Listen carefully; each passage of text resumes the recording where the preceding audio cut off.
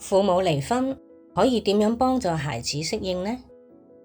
影響孩子適應父母離異嘅因素主要有6個。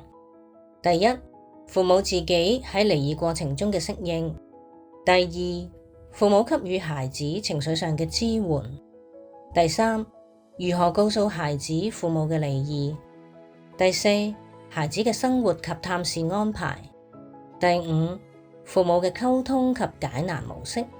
第六，父母嘅衝突程度。呢一節等我先同大家講解頭2個因素啊。第一個因素係父母自己喺離異過程中嘅適應，俾自己安靜落嚟諗下，你係咪已經逐漸接受離婚嘅事實？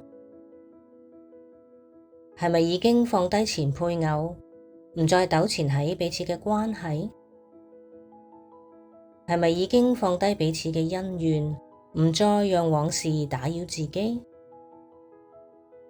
係咪已經接受單身嘅身份，唔怕讓身邊嘅人知道？係咪能夠處理自己嘅情緒？如果仍然被往事打擾，充滿情緒，你嘅一言一行都會影響孩子㗎。又諗下，作為父母，係咪已經準備好同前配偶合作，共分親職，共享親子情呢？經濟上係咪獨立同穩定？係咪已經完成法律程序，或者有信心處理到相關嘅程序？有冇使用離婚支援服務，例如情緒輔導、互助小組、共親職服務等？呢啲服務都會幫到你㗎。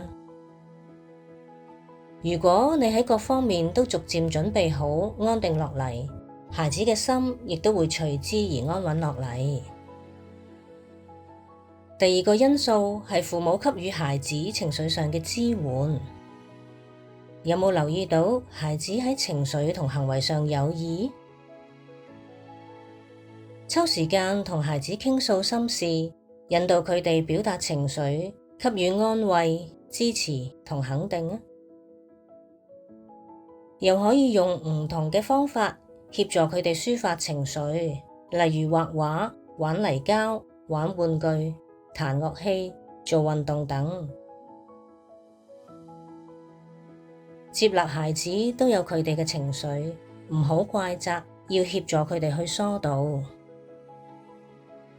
另一方面，孩子面對父母嘅離婚同埋日後嘅安排，會感到困惑。嘗試盡力解答孩子嘅疑問，減少佢哋嘅憂慮同恐懼啊！過程中可以重複強調父母嘅愛係唔會變，亦都唔會離棄佢哋。亦都可以為孩子安排相關嘅支援服務，例如輔導同小組活動，對佢哋都會有幫助㗎。